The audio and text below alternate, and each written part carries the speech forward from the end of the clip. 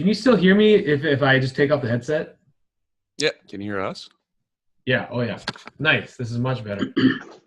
So you're recording this, right, Erwin? Yeah, it's recording right now. Okay. So again, we're just going to chat about 90 seconds, probably a little bit longer. We always end up going long about what you guys are up to with the small infill development. Why you chose to do a small infill development? Because we need to give people a reason why they need to come. Because when I tell people small infill development, I don't know if they have any idea what I'm talking about. What Erwin wants to convey in this short clip is, what are the benefits of infill development? Like, what is infill development? What are the benefits and why you should come out to this meeting to hear about it? All right, gentlemen, Charles, Andy. So we are talking on January 23rd at the Infinity Wealth Investment Network. You guys were sharing about your current small infill development. Can you explain what that is? Because I don't know if most investors know what a small infill development is and why they want to attend this meeting. Yeah, sure. So maybe I'll start and give a little bit of introduction on what small scale infill development is. Essentially, our cities are divided up into zones, and the official policy from various governments is that they want to intensify the existing developed infrastructure rather than expand out further. And so what we're seeing is that a lot of the policies now have been put in place to make it easier for that. There's a lot of development charges that are being waived. Usually the city does support that type of development. So essentially we're looking at existing parcels of land where you can go in, acquire a property, you can increase the value of the property by, doing cosmetic improvements or say adding additional units. But there's also opportunity to sever the land and then build additional property on top of that. And so what this does is it adds to the traditional way of investing in real estate, where instead of just buying an existing property and having a tenant move in, you're adding the additional layer of land development as well as home construction. So there's quite a bit of additional buffer room for profit, and that's going to insulate you from potential downturns. And if the market continues where it's going, that's definitely something that's going to enhance your investment long term. Very cool. Charles, do you have any more to add to that? I think Andy summarized it well about what small-scale infill development is.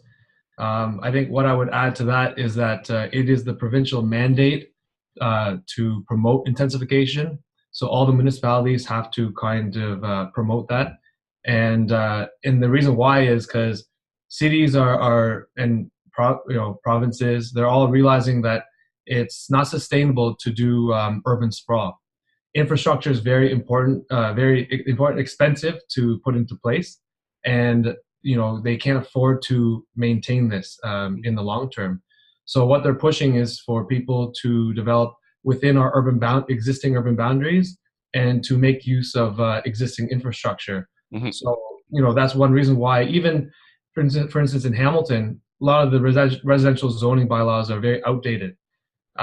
It's not very easy to get severances because of the zoning bylaws. You need minor variances, all that. So what they're doing is right now they're currently reviewing the residential zoning bylaws and going to update those. But if you look at a city like St. Catharines or Niagara Region, the zoning bylaws are very conducive to infills, and they have a lot of land there in terms of large lots where you can sever off 1, 2, 3, 4 lots to develop. So I think it's a big opportunity for investors to look at and add to their portfolio. So give us a quick overview of what you're doing with your current project. What it is you bought, and this is the property that was profiled on Scott McGilvery's HGTV show. Am I right? Yeah, that's right. So Andy and we purchased 2 parcels that were side by side on a corner lot in St. Catharines, and they were the ugliest houses on the entire street. It was an okay area. There was some houses that weren't very nice. Ours was the worst, but we saw potential in not only the houses themselves that we could renovate, But the biggest thing was the land in the back. And that's one thing I mentioned on the TV show to Scott McGillivray. So what we did was we renovated the existing two houses. One was a duplex, one was a single family home. We rented them out such that they were cash flowing on their own. Mm-hmm. And then we went ahead while renovating. We went through the development process to apply for severance. So we severed. We proposed to sever into 2 lots, and we also knew we had Plan B if for some reason the city didn't approve 2 lots, that we could have a very high chance of getting at least one single family home. So went through that process, got the approvals. And so basically those 2 lots now that we've created are basically free land. Depends how you want to do the accounting, but because our existing 2 houses were already cash flowing with tenants, the back 2 lots are basically free land for us. So we've gone ahead and went through with the home construction. It's something that we're interested in. But one thing that I like about development is that you have a lot of options and flexibility. Once you've created those lots, you've already made money. You can sell them off to a builder if you want. You can go ahead and build them. And then when you build them, you can either build them yourself, like Andy and I are doing, which is very hands-on. We are the GCs on the project, and we are managing all the trades, building our team individually. Or you can hire a builder to help build for you. So there's a lot of different, and again, you can even sell the land if you want. So there's a lot of different options there. And another thing I like about what we're doing here is that we're creating purpose-built, houses with secondary suites. So right there in this project in St. Catharines, we are building 2 semis, and each of these semis are going to have a basement suite, thanks to Andy's expertise with the secondary suites there. So now we have 4 units that we've created, which is amazing for it could be great for investors if you want to rent out all 4 units, or it could be great for like blended families or large families who want some separation with their in-laws, but they want to be close. And you're seeing the trend nowadays is a lot of people they can't afford. It really helps with affordability too. So if a family can't afford to live separately and have different single-family homes, then this is an excellent option, which Andy and I know are very, very passionate about in terms of creating affordable units and helping with that. Now, when I'm talking about affordable, I'm not talking about social housing. There's a big misconception with that. I'm sure maybe Andy can maybe want to expand further on there, but it is not social housing, guys. Affordable housing. Well, we're building actually on that street. Our houses are going to be the nicest ones on the street. Actually, we don't want to be building junk. We spent time on the design. They're going to be very nice units, but in terms of tackling the big affordable issues with even a lot of people who make decent money are having issues with financing and whatnot. And I think what we're doing is going to help with that. Right. I think anyone who increases supply to the rental pool actually helps with affordability. Exactly. So this isn't the way where you guys are going to share all your numbers on the 23rd. Maybe not all of them, since you guys are still in the middle of the build. But I think, put simply, I don't think it's really fair to call it this way, but this is just a really highly complicated flip where you get the land for free. Right? Yeah. When I was talking to Crew Magazine before about land development, that was the first time I heard it from the editor there. He's like, basically what you're doing is a highly complex flip. And I'm like, oh, I didn't realize that. It's the truth. That is what development is. And I guess that is what new home construction, like what we're doing is. Mm-hmm. I mean, ideally in the future, what we would do is we would pre-sell them so that you would get rid of the flip factor so that it's not like, you don't, right now we're building them on spec and we're very confident with what we're building and the market. Not only that, we have plan B, plan C, like worst case we would hold and they'll cash flow great as a long-term hold. So, we mitigate our risk by having different plans, but yeah, it's kind of like a highly complex flip. Awesome. Okay. Yeah, one of the things that I wanted to expand on a little bit with what Charles had alluded to earlier with us being hands-on and managing the project is that what we're trying to do right now is not just do something that's one-off. We're trying to create a system. And by us being the GCs and managing the build, we really understand the ins and outs of what specifically the city, right, is looking for in a project like this, what the codes specifically are for purpose-built secondary suites, and then we also have to blend that in with the zoning bylaws, which gets really complicated because you have the building code on one hand that we have to manage, which is provincial.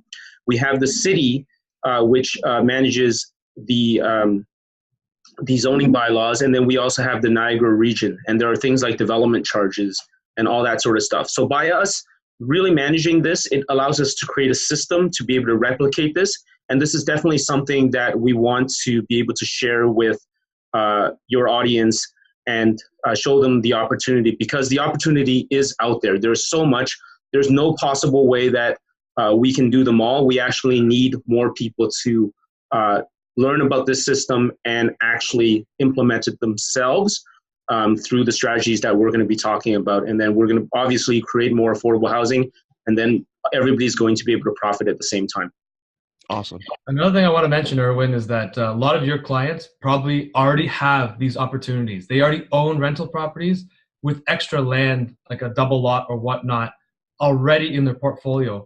I've had several people contact me since they've been following on social media what we're doing, and they've asked me to kind of, they've asked me to look at their lot, and sure enough, there was the opportunity there. And some of our friends have actually gone ahead and gone through the severance and added an extra lot or two. And that could be an extra 50, 100 grand in extra cash for you if you decide to even sell that lot itself. So there's a lot of opportunity there that a lot of investors aren't aware of.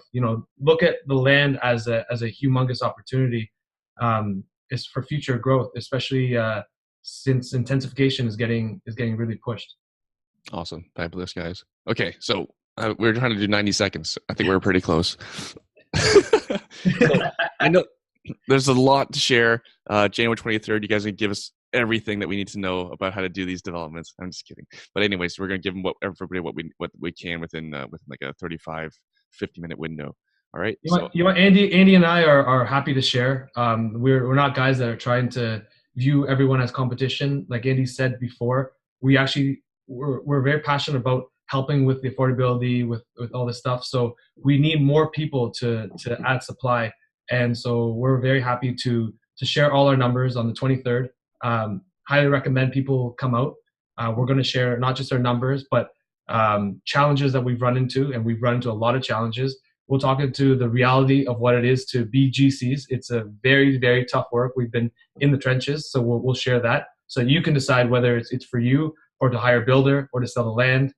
And we'll also go through the development process. Maybe I'll go through that quicker. It's up to you, Erwin, how you want to go through. But I recommend we'll go through the entire process from acquisition, development, all the way through to construction up to the point where we're at. And we'll show people also videos and photos of what to look for and stuff. Mm-hmm.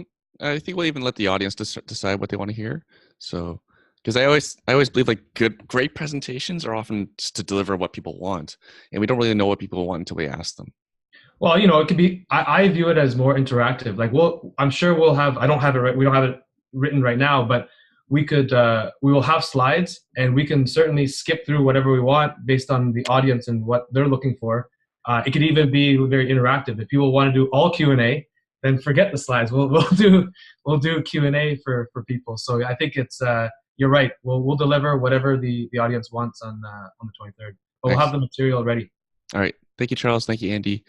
For anyone who wants to get on the sign-up list to receive an invite to these meetings, our old website is haltonrei.ca/signup. Again, that's www.haltonrei.ca/signup. Andy Charles will be there sharing all the latest and greatest on small infill developments. Thanks. Thanks, guys. Thanks, guys. See you on the 23rd. Take care, guys.